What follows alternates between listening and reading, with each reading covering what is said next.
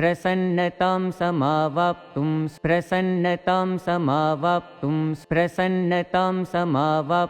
स्वामिनारायण प्रभोः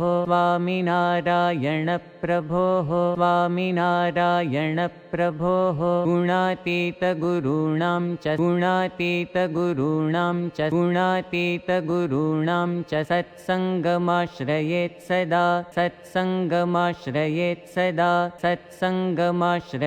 सदा